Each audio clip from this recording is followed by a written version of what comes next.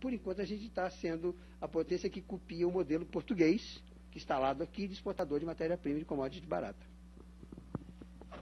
Pois é, acho que tem vários dos argumentos que se contradizem, né? Então, nós tivemos recentemente, numa audiência pública no Senado Federal, a presença de um procurador da Fazenda, por exemplo, que defendeu que a grande força da economia do agronegócio não está na produção dos alimentos, na exportação daquilo que o agronegócio produz, mas naquilo que o agronegócio mobiliza em termos de insumos, de investimentos para a produção. O que fez, inclusive, na época, o Raul fez uma pergunta para ele sobre a possibilidade da gente desenvolver uma economia a partir da restauração de florestas, ou seja, de tantos insumos que também são necessários para isso. Então, isso é uma contradição. A outra questão que se usa muito como argumento, e ontem isso estava subjacente ao discurso da senadora Cátia Abreu na CCJ, é a questão da produção de alimentos que vem, né, do agronegócio e do potencial de aumento de preços dos alimentos caso não haja essa possibilidade de expansão de novas áreas, né? Então, ao mesmo tempo, a gente sabe pelo último censo agropecuário que 70% da produção de alimentos do Brasil vem da agricultura familiar e não dos grandes produtores. Então, são argumentos contraditórios que se sobrepõem a uma lógica contraditória em relação àquilo que já existe na lei, já existe de política e o que se pretende, né? Não se pede melhoria de condições de produção, se pede uma flexibilização geral. Qual é essa a intenção da mudança do Código? Eu queria até, pegando esse gancho, Dri, reforçar o que o Paulo Adair colocou, que eu acho que é uma reflexão importante, né, do que a gente está vivenciando. E, de fato, acho que a disputa do Código Florestal é uma disputa de modelo, né? Nos últimos, talvez, 15, 20 anos, né, quando o chamado agronegócio, digamos, se consolidou no Brasil, o Brasil virou, de fato, um grande exportador, né, de uma agricultura dita moderna, esse modelo ele passou a vigorar não só nos grandes produtores, né, nos chamados latifundiários, mas ele também foi sendo exportado internamente para os pequenos e médios produtores, né?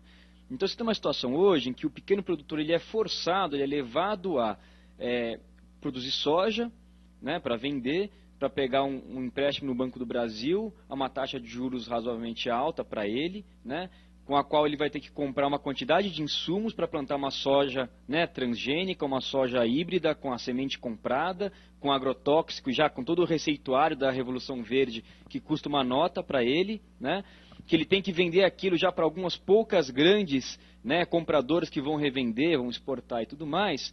Então, esse pequeno agricultor, que era o antigo camponês, que antes vivia da terra, tinha uma produção diversificada, né? Se quebrava a soja, ele tinha outra coisa, né?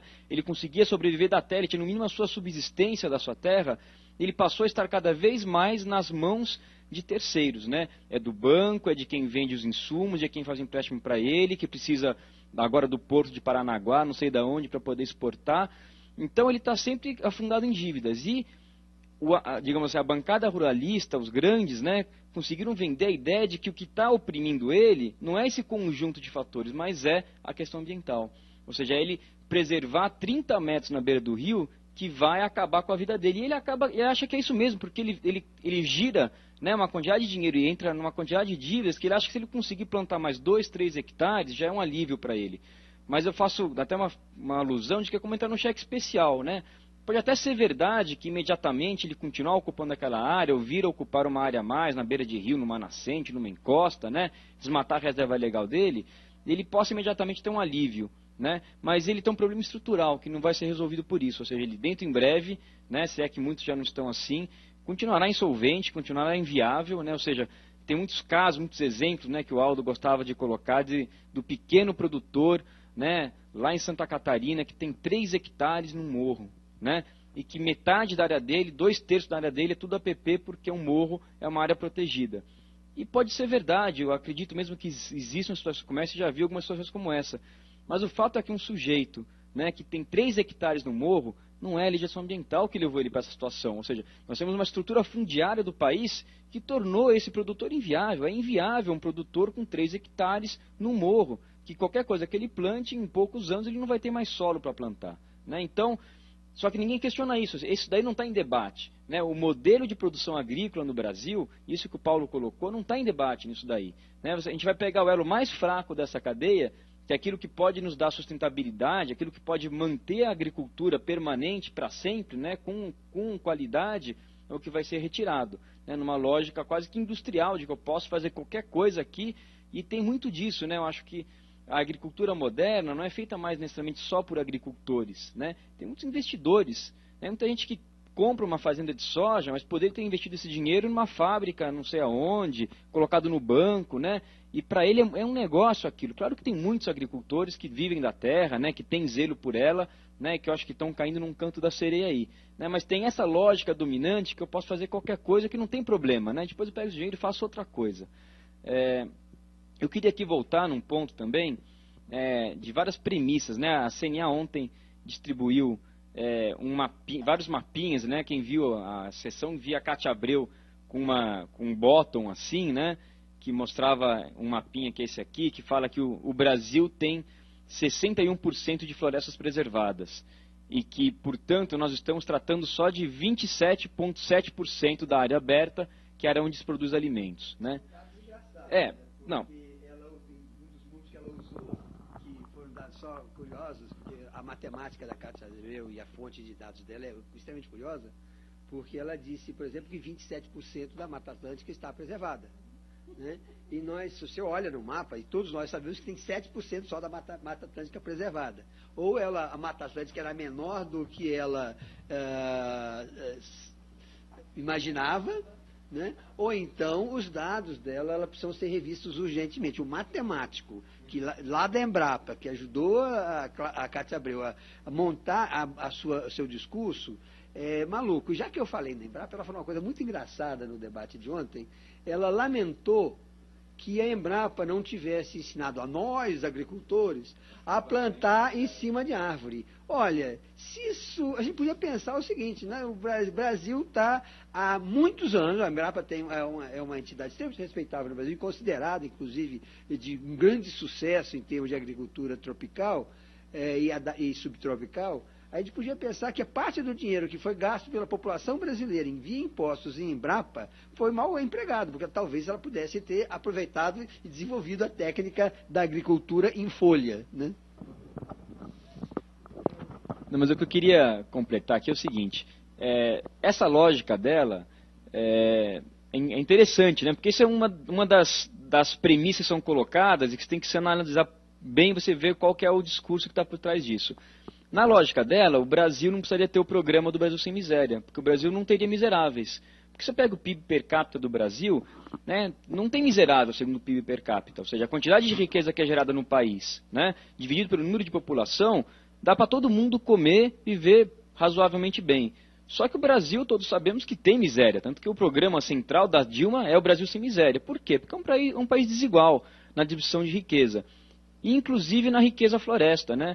Desses 61% de florestas, que eu também não sei se esse número está correto, a grande imensa maioria disso está na Amazônia, onde vive a menor parte da população brasileira, né? Na região onde vive a maior parte da população brasileira, que é o litoral brasileiro, o centro-sul do país, nós temos muito pouca floresta. E a Mata Atlântica tem muito menos do que 27%.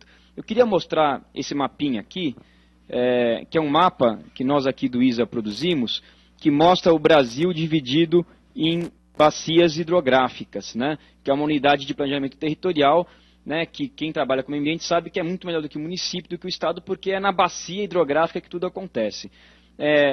As áreas que são mais vermelhas ou laranjas são as bacias onde tem entre 0 e 20% de vegetação, né? Ou seja, o que tem menos do que aquele seria o mínimo necessário para a gente poder ter um mínimo de equilíbrio ambiental numa bacia. Então, olhando esse mapa, é possível observar que onde está concentrada a grande parte da população brasileira, né, em São Paulo, no Paraná, no Rio Grande do Sul, em parte de Minas, no Rio de Janeiro, no Espírito Santo, em parte do Nordeste brasileiro, da zona da mata do Nordeste, nós temos muito pouca vegetação. E é sobre isso que a gente está falando. É esse que é o debate do Código Florestal. Não só como fazer um uso sustentável da floresta remanescente na Amazônia, em parte do Cerrado, né, como conseguir evitar uma expansão, né, sem sentido da fronteira agrícola, mas como resolver esse passivo, porque aí tem passivos que têm que ser resolvidos. Nessas regiões onde está vermelho, né, em toda essa região que talvez concentre 60%, 70% da população brasileira, o Brasil tem menos floresta do que a grande parte dos países da Europa. E aí vem outro mito, né? Volta e meia vem a discussão sobre os outros países. Ah, por que a Europa só tem 0,1% de florestas e o Brasil tem 60%? E a gente fica aqui discutindo ter que recuperar a floresta? Que absurdo! Vamos copiar o modelo europeu, né? Que só tem 0,1% e são desenvolvidos, né? Muito bem. Até semana passada teve no Senado uma audiência muito boa em que o Cadu Yang mostrou uma relação entre riqueza e florestas. E o Haiti, por exemplo, é o país com menos florestas de todo o continente americano. E justamente é o mais miserável, né? Nesses estados do sul do país, nós temos menos floresta do que a França, que é um grande produtor agrícola. Temos menos floresta do que a Alemanha, outro grande produtor agrícola. A gente tem menos floresta do que a Espanha. A gente tem menos floresta do que a Áustria. Muito menos floresta do que todos os países nórdicos, do que a Rússia, né? Ou seja, a grande parte dos países europeus tem mais floresta do que o Brasil.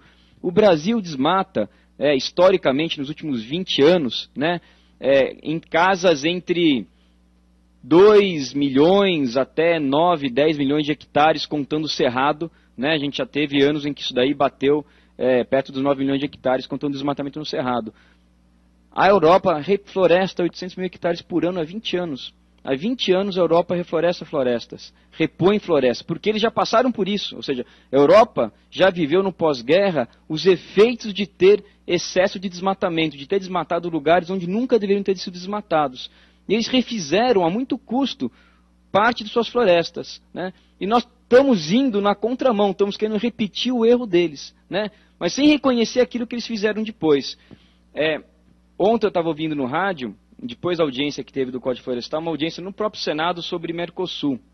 E a senadora Ana Amélia falava, porque nós temos uma assimetria na legislação ambiental do Mercosul. Porque o Brasil tem reserva legal, o Brasil tem APP, e a Argentina, que é um grande competidor agrícola nosso, que produz soja, não tem nada disso, né? Então nós temos que proibir a entrada de produtos argentinos.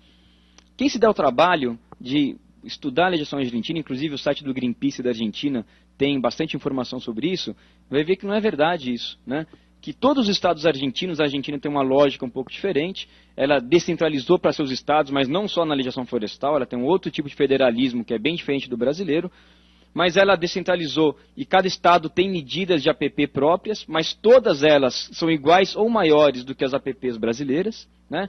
E todos os estados argentinos têm áreas de florestas que não podem ser derrubadas, né? É uma lógica diferente, não é por cada propriedade, mas por região do estado. Mas aquele proprietário que está naquela região do estado, né, naquela província argentina, onde não pode ser desmatado, ele não pode desmatar nada.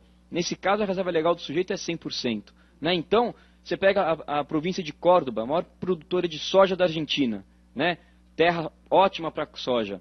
Tem mais de 20% da província de Córdoba que tem que ser mantida com florestas. Região plana, região boa para soja, e a Argentina decidiu isso. Então, é importante a gente contextualizar um pouco esses dados, essas informações, porque, obviamente, o Brasil não é o único país do mundo que tem florestas, não é o único que se preocupa em preservar florestas, em preservar água, em evitar erosão, em evitar enchentes. Tudo isso acontece no mundo inteiro e cada um tem a sua forma. Então, a gente deveria poder olhar as coisas que são para poder decidir. E voltando na ideia daquele mapa, o que nós vamos fazer com essa quantidade de área do Brasil que falta floresta? Obviamente, simplesmente aplicar multa, simplesmente na coerção não funciona.